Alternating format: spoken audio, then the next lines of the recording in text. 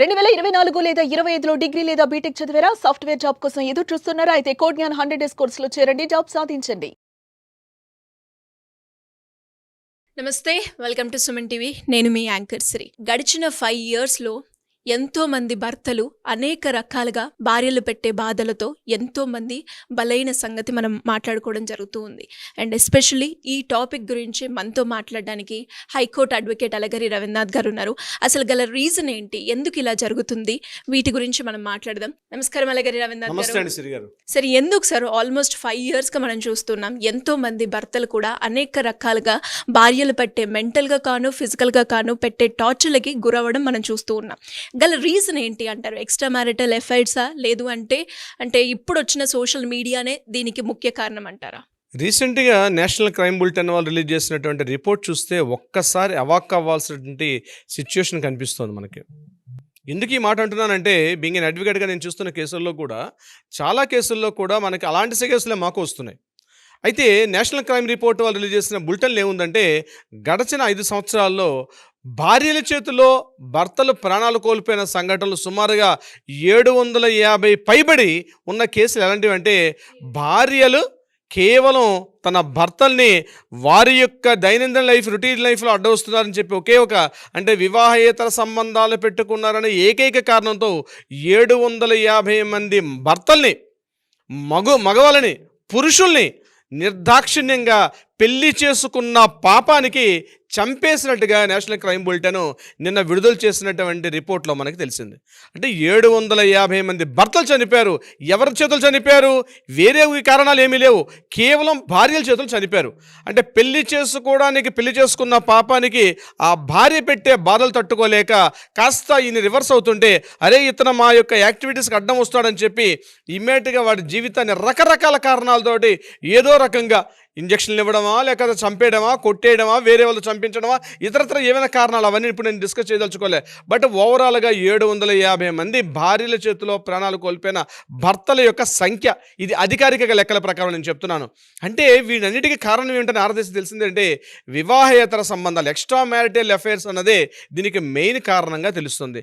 రీసెంట్గా అస్సాంలో మానిక్ అని చెప్పి ఒక వ్యక్తి మనం సోషల్ మీడియాలో హల్చల్ చేసిన ఒక వీడియోను కూడా మనం చూసాం.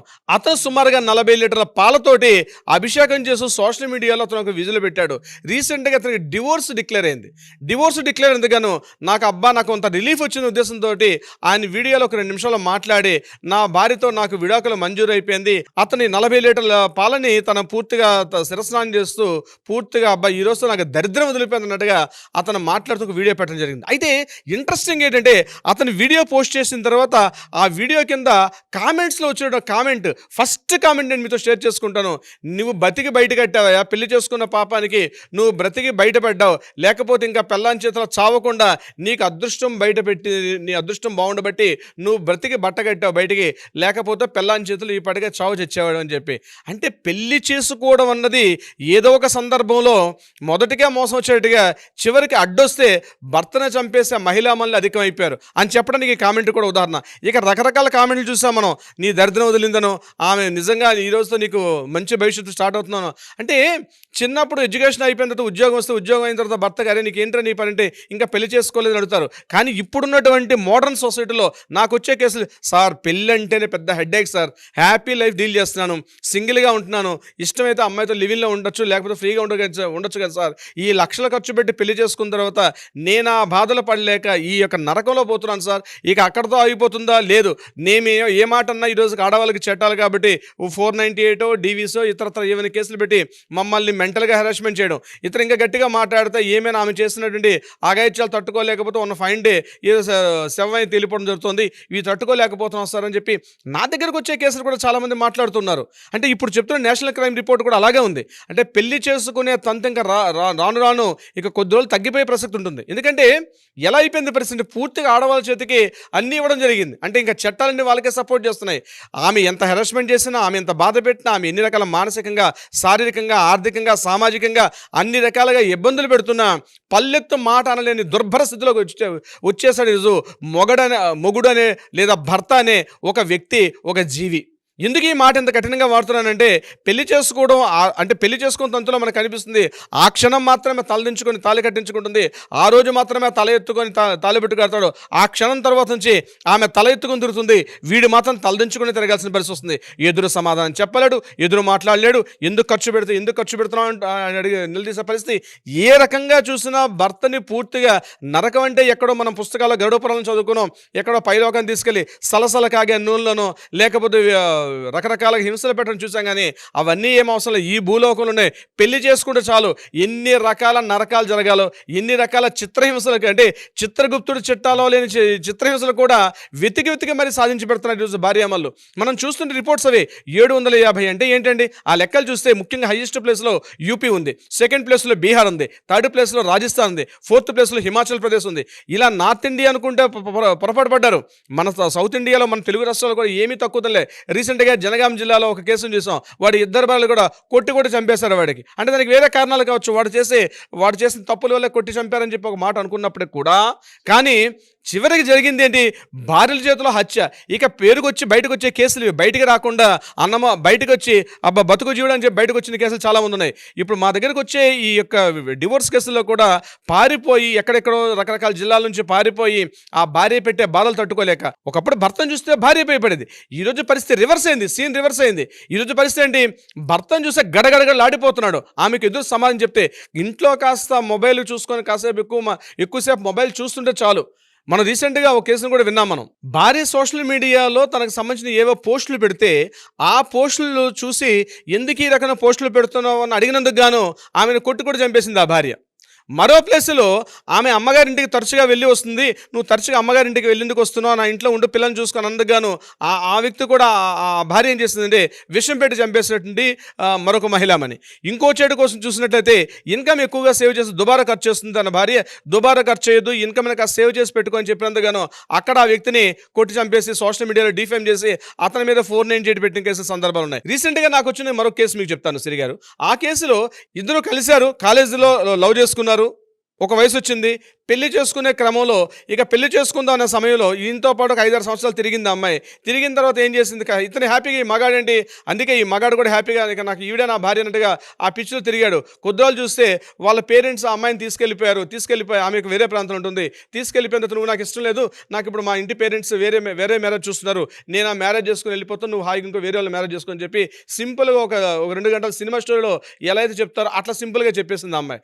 అతను పిచ్చోడైపోయి ఆమె యొక్క వ్యామోహంలో పడిపోయి ఏం చేయాలో తోచక దిక్కుతోచని పిల్లలు కొట్టుమిట్టాడుతుంటాడు. గట్టిగా 2-3 సార్లు ఫోన్ చేస్తే వాళ్ళ పేరెంట్స్ ఇతని మీద కేసు పెట్టి ఇతని పోలీస్ స్టేషన్ తీసుకెళ్లి హెరాస్మెంట్ కేసు పెట్టి ఇతని పోలీస్ స్టేషన్లో కూర్చోబెట్టి 2 రోజులు కొట్టి బాగా చిత్రహింసలు గురి చేశారు. అతను లబోదివమని వచ్చి, సార్ నేను ఈ పరిస్థితి అయిపోయాను, నాకు అమ్మాయి కావాలని చెప్పి ఆ అబ్బాయి ఏడుస్తున్నాడు. బాబు నీకు అమ్మాయి రాదురా, అమ్మాయి నీకు తిరిగిందంటే లేదు సార్ నేను అమ్మాయితో కలిశాను, ఫొటోస్ ఉన్నాయి, ఇమేజెస్ ఉన్నాయి, వాయిస్ కాల్స్ ఉన్నాయి, ఇమేజెస్ అన్ని నాతో కలిసి ఉన్నాయి సార్ మాకు. అంటే అవి ఎందుకు పనికిరావా కోర్టులో చేయడానికి?